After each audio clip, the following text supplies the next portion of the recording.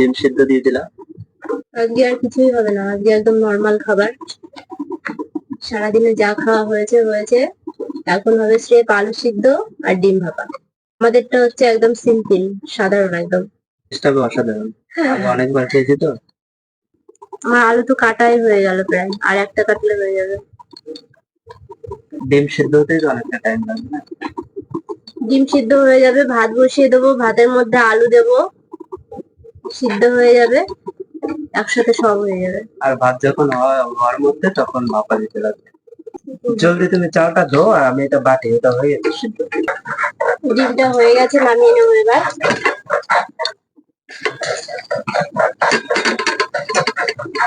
জলটা বসিয়ে দেবো, গরম হয়ে যাবে।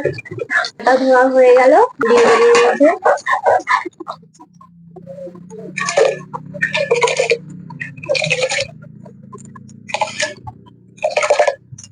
পাঁচটা থেকে ছটা লঙ্কা দিলে হয়ে যাবে।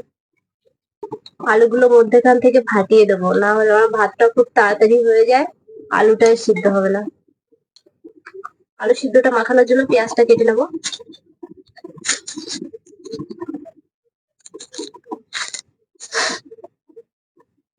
আমার জিরা হয়ে গেছে, জিরা আর লঙ্কা বাটা। এবার হচ্ছে এর মধ্যে কি কি দেবে দিয়ে দাও ভাপার জন্য। এখন আমি পেঁয়াজ গুলোকে সুন্দর করে কেটে নেবো, কুচি কুচি করে একদম। একটা হয়ে গেল। এখন অনেক রাত তো, ওই জন্যই গ্যাঞ্জাম নেই, কোনো কেউ আসেনি। সবাই চুপ হয়ে গেছে এখন। ডিমটাকে ভাপা দেওয়ার জন্য আমি এখন মধ্যেখান থেকে কেটে নেবো, 2 ভাগ করে নেবো।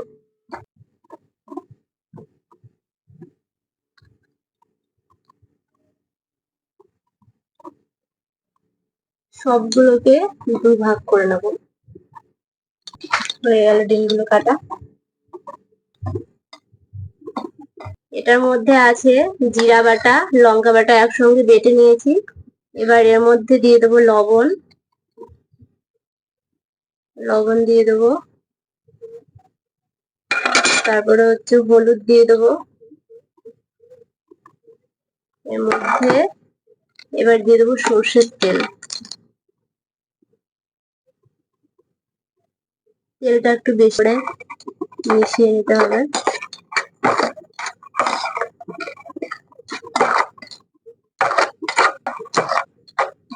এর মধ্যে আরেকটু তেল দেবো।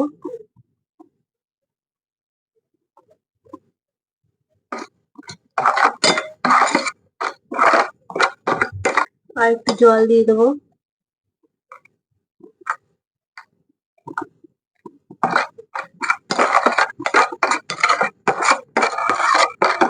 সবকিছু দিয়ে ভালো করে মিশিয়ে নেবো।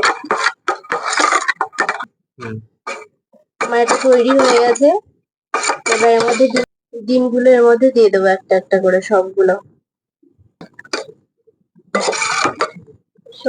ডিমে ভালো করে লাগিয়ে দেবো।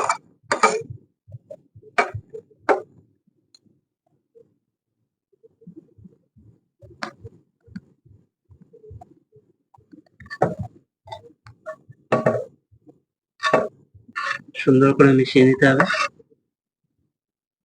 প্রত্যেকটা ডিমে একভাবে লেগে যায়। সবগুলো ডিমে লাগিয়ে দেবো ভালো করে। হয়ে গেছে আমার সবগুলো ডিমে লাগানো। এবার এর মধ্যে 2টো কাঁচা লঙ্কা দিয়ে দেবো।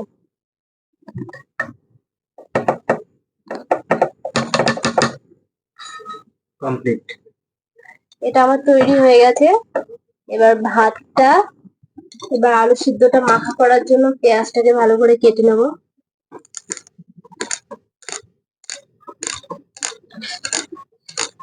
আমার হয়ে গেছে। এখন ভাতের মধ্যে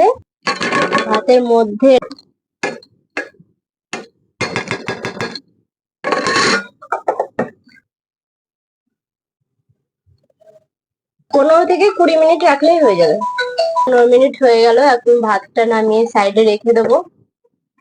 আর আলু সিদ্ধ মাখার জন্য পেঁয়াজটা ভেজে নেবো। কড়াই তো গরম হয়ে গেছে। এবার কড়াইয়ে তেল দিয়ে শুকনো লঙ্কাটা ভেজে নেবো। লঙ্কার মধ্যে দিয়ে দেবো। সিদ্ধ এটা হচ্ছে মেন, এটা থাকলে আর কিছু না হলেও চলবে। একদম পুরো পুড়িয়ে পুড়িয়ে ভেজে নেবো, যত পোড়ানো হবে তত সেন্টটা ভালো আসবে। লঙ্কাটা ভাজা হয়ে গেছে, এখন তুলে নেবো। এই তেলের মধ্যে আরেকটু তেল দিয়ে দেবো। এবার এর মধ্যে একটুখানি জিরা দিয়ে দেবো, অল্প একটু জিরা, না দিলেও হবে, না দিলেও কিছু হবে না। এবার এর মধ্যে পেঁয়াজ দিয়ে ভেজে নেবো।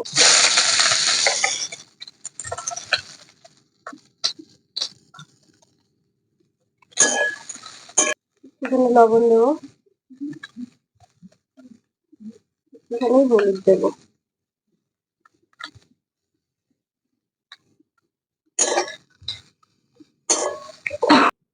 আলু সিদ্ধটা ভাতের মধ্যে দেওয়া ছিল, এই জন্য একটু একটু ভাত লেগে আছে, কিছু হবে না।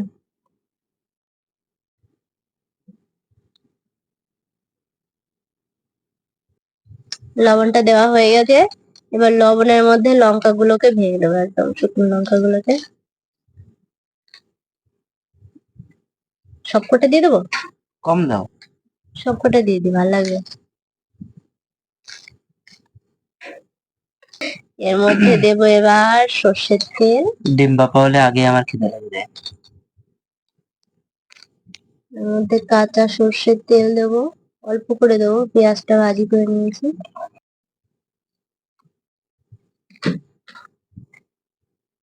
বাহ, এবার ভাজা পেঁয়াজ গুলো দিয়ে দেবো সবের মধ্যে।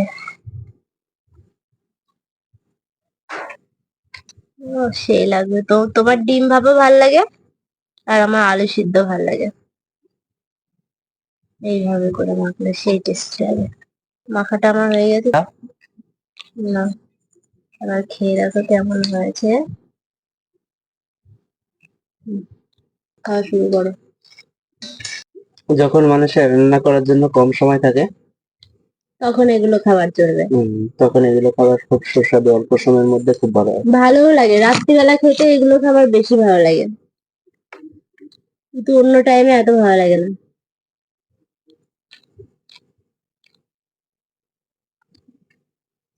এখন আলু সিদ্ধ দিয়ে খাওয়া হবে, তারপরে আমরা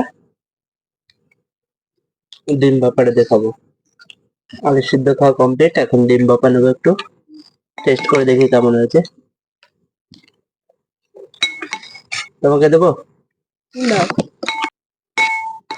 লাগবে লাগছে। দুটো দিবা? হুম,